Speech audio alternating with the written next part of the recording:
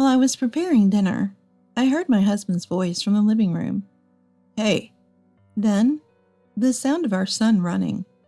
It seemed he was talking to our son, but it wasn't clear. What's up?" I responded to the voice. Then my husband Evan replied, "Polly, turn off the TV." "You left the remote on the floor, didn't you?" I said to Evan. "What? So it's my fault now?" That's how the argument between us started. Things escalated from there. My name is Emily. I'm 29, working part-time. My husband Evan works for a major company and is 5 years older than me. We met at a party organized by a friend. After dating for 2 years, we got married. Evan was a bit passive, but we seemed to get along peacefully and had a good connection. We were blessed with a child, a son named Polly, now 4 years old.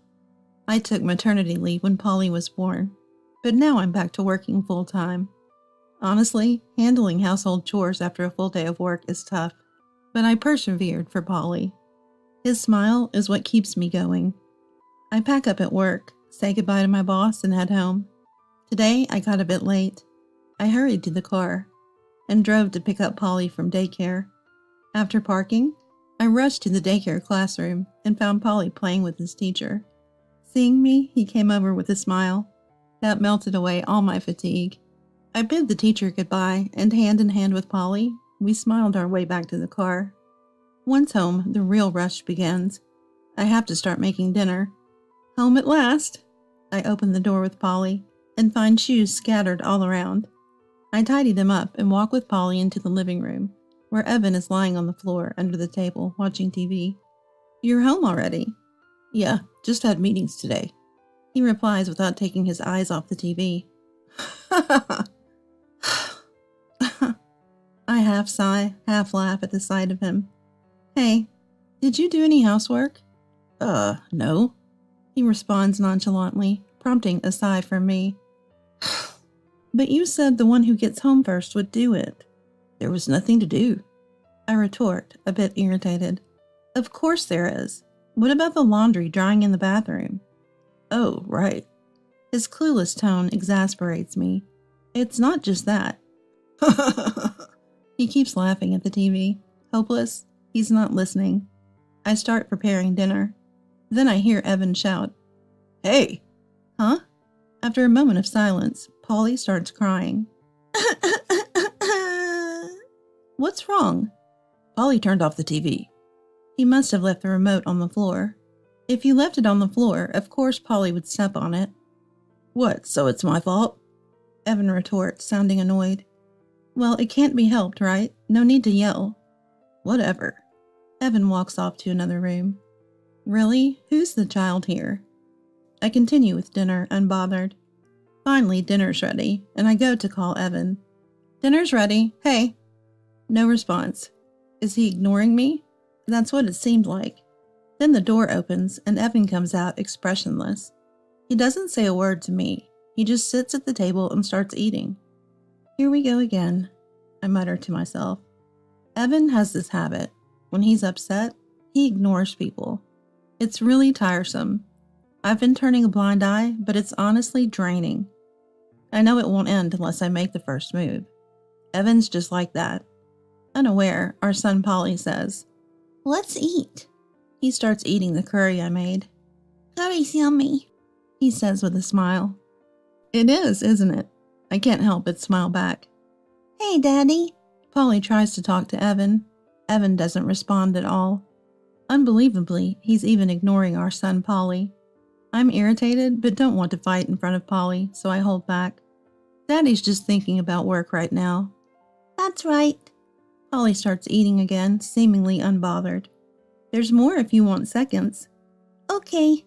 Watching Polly's carefree smile is reassuring. I wonder if Evan remembers our plan to go to the aquarium the day after tomorrow. I'm really worried about it, but since we can't talk, there's no way to confirm. Feeling anxious, I decided to go to bed, as I was tired today. But the next day, Evan continued to ignore me. In the morning, he got up and left the room without a word, passing by me with a blank face. The air was tense from the start. It was a terrible morning. The situation always drags on. I could apologize to make him feel better, but I don't think I did anything wrong this time. I can't bring myself to apologize for something like that. It's unreasonable to take it out on Polly, even if it's his own fault. If I apologize now, I'll just end up bottling up my stress until I explode. Then Polly ran up and hugged Evan. And Evan said, "You stink. Don't talk to me." Stink? Who does? It's Polly. He's had an accident again.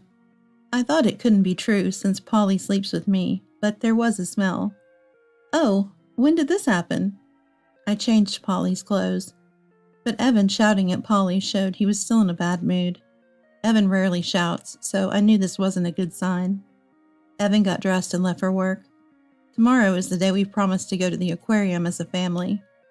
I tried to forget about Evan's mood and prepared for the aquarium trip. I wondered when Evan would come home today. That's what I was thinking. I decided to use the shark backpack with a zipper we bought at the aquarium last time for Polly's bag. "This is your bag, Polly." "Yay, it's cool." Polly's smile with the backpack on his back made me smile too. We were happily preparing. Still, there was no word from Evan. As night fell, he neither called nor came home. "Let's eat dinner, Polly. Daddy won't be back for a while." "Okay." We ate dinner without Evan. "Tomorrow is aquarium day," Polly said with a smile. "Yes, it is," I smiled back. Honestly, I didn't know what to do anymore, so I decided we go out, just the two of us. "Polly, let's go to the aquarium, just us tomorrow." "What about Daddy?" Polly looked puzzled. "Daddy seems to be busy with work." "Oh, I see. Okay." With no contact from Evan, I couldn't wait any longer and decided it was best to just go the two of us. Besides, I didn't even know if he remembered our promise, so I made up my mind to go alone. I didn't want to go out with someone who ignored me. It would be fun with just the two of us, I thought. "Daddy's mad about something, huh?" Polly seemed to sense something. "Really, I don't understand. Maybe he's just tired. Let's just go by ourselves tomorrow." "Yeah, I'm excited." Polly seemed happy, and I felt a bit relieved. We finished dinner and we were getting ready for bed when a message came on my phone. 1 penny per character. I was taken aback. It was a message from Evan. 1 penny per character? I didn't understand, but replied, "What are you talking about? By the way, Polly and I are going to the aquarium alone tomorrow." Then he replied, 25 characters, 25 cents. Can that be settled in dollar increments? I felt my face get hot with anger. Then a shocking photo followed. A picture of Evan with 2 men and 3 women. I was at a loss for words. A party? Then another message came. "I'm coming home now." Coming home? I thought. The door opened. I stepped out in my pajamas to see Evan. He staggered into the living room and fell asleep on the sofa. My anger was beyond control. I felt I had reached my limit. Despite telling him about the aquarium tomorrow, he was out drinking with a woman without any contact. I couldn't contain my anger as I thought about it. I decided to leave this house. That's what I decided. I couldn't believe he asked for money and then sent a picture from a party. It felt almost like infidelity. That's what I thought. I left Evan as he was and went to my room to pack my things. After packing, I called my friend Wendy, who lives on the floor below. "Sorry, can I stay over tonight?" "Now? At this hour?" Wendy sounded a bit perplexed. "It's okay though." "Thank you." I carefully wrapped sleeping Polly in a blanket, grabbed our things for tomorrow, and left the room. I glanced at Evan and saw a shocking sight. For some reason, I took a photo of it. Then carrying Polly, I quietly opened and closed the door to avoid making noise. I went downstairs and rang Wendy's doorbell. Wendy looked surprised when she opened the door. "What happened?" "Sorry, a lot has happened. Can Polly sleep first?" Wendy laid out a futon in one of the rooms for Polly. "What's going on? Tell me." I told her about Evan always ignoring me, asking for money and sending a party photo. "A party?" "Yeah, it makes no sense, right?" I was confused as I talked. "It really doesn't." Wendy looked puzzled. "I feel like having a drink. I can't sleep, but tomorrow I'm going to the aquarium with Polly, so just one." "Going to the aquarium?" Okay, I understand. Wendy got a beer from the fridge and opened it for me. Thanks. Sure. I drank one can and fell asleep while venting. Wendy woke me up early in the morning. She had covered me with a blanket and let me sleep on the futon after I had fallen asleep. Sorry, I didn't realize I had fallen asleep. Thanks for the futon. I felt well rested. Maybe because I got all my complaints out. Hey, can I use your shower? Of course. I quickly showered and changed into the clothes I brought. I glanced at the clock. It was about time for Polly to wake up, so I hurried. After getting dressed, Polly woke up. He was surprised at first, but then smiled when he saw Wendy. Hey, it's Wendy. Long time no see, Polly. Their conversation was comforting. I can go to the aquarium with you and your mom today. Wendy gave me a knowing look. Really? Yay! I felt relieved that Wendy would be joining us. We got ready and arrived at the aquarium. Polly was very excited. Polly and Wendy ran ahead into the aquarium. Having Wendy there was truly a relief. She took care of Polly, allowing me to just watch them from behind. At the interactive section, Polly and Wendy laughed and had fun. After this section, Polly ran off to a tank. I said to Wendy, "Thank you, Wendy." Seeing my expression, Wendy replied, "It must have been tough. Don't worry, I'm having fun." Her words made my emotions swell up. Yes, I had been through a lot. Tears welled up in my eyes. The date was wonderful. It felt like the first free day in a long time. We had a great day, forgetting about reality. We ate lunch at the aquarium, had dinner on the way back, and returned to Wendy's place. Polly fell asleep immediately. He must have been exhausted. That night we stayed at Wendy's place again. Sorry for the staying again. Sure, that's fine. I was really grateful to Wendy. Then how about we try the new drink at the cafe tomorrow? Oh, they have a new one? I hadn't enjoyed a cafe visit in a while. Yeah, I've tried it once. It's delicious. Wow, let's go. In this comfortable space, I had completely forgotten about Evan. The next morning, the three of us went to the cafe, ordered the new drink, and had a pleasant chat. Polly couldn't sit still for long, so we soon headed back to Wendy's place. I realized I could have fun even without Evan. That's what I was thinking. While eating cookies at Wendy's, the doorbell rang. Who could it be? Evan, maybe? I felt a bit tense. I'll check. I told Wendy, and looked at the doorbell camera. As expected, Evan was standing there. I slowly opened the door. Evan was standing there arrogantly and screamed at me. So, you were here after all. Don't just leave without saying anything. He was furious. Are you kidding me? No food at home, and I can't reach you on your phone. He was ranting with an angry expression. His words about the phone made me furious. Why would I reply when you're talking nonsense like charging a penny per character?